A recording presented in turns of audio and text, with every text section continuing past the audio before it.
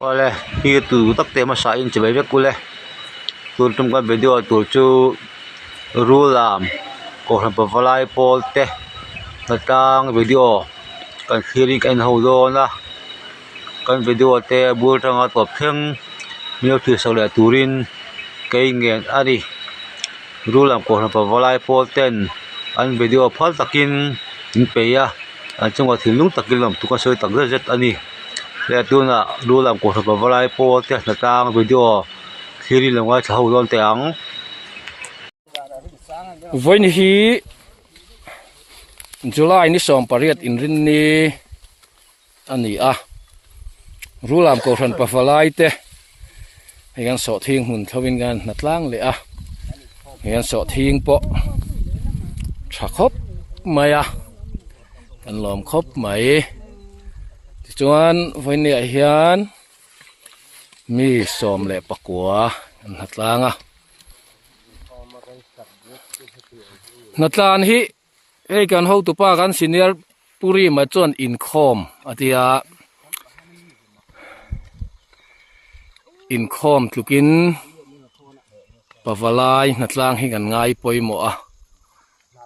nei bung tlarput maya rulam ko ran pawalai hian ko pawalai ni hi an nuam kan tia kan zong changa ban san reng hi kan tum lowa kan tui tula lomom khop mai hian hei hi lai chak lampang khi kan thom ma ba kala ni he chofak ma zo ram han tuma hian an tho ho na tha kan lima kanin ngeya kanin mangai tlang boka hian in po thatakin ran pawalai man tlang thin hi pawalai rong bol na kal tlanga pathian rong bol hi alo man hla hle ani ti hi he kan tho ho na hian tar lang chiang he ni tikhian ai hla sep hoigang ko wartel lokanga hi lai khi uilung zo tlang kan ti hi lai tlang chi pania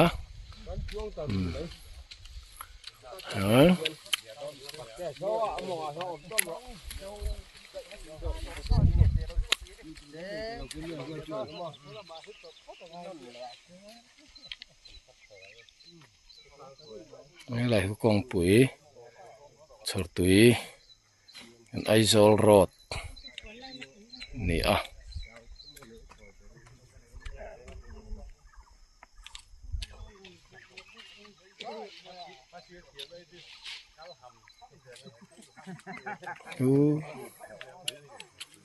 yan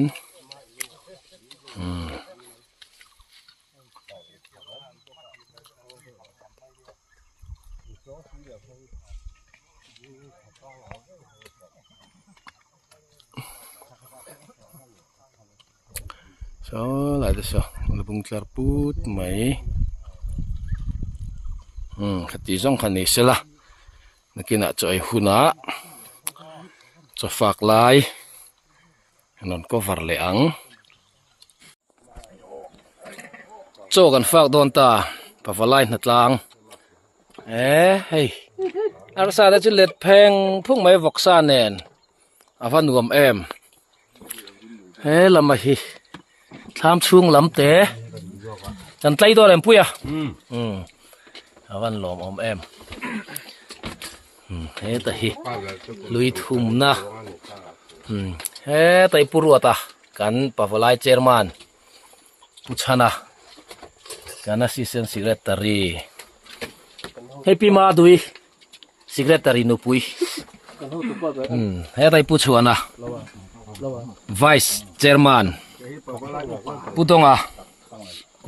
treasurer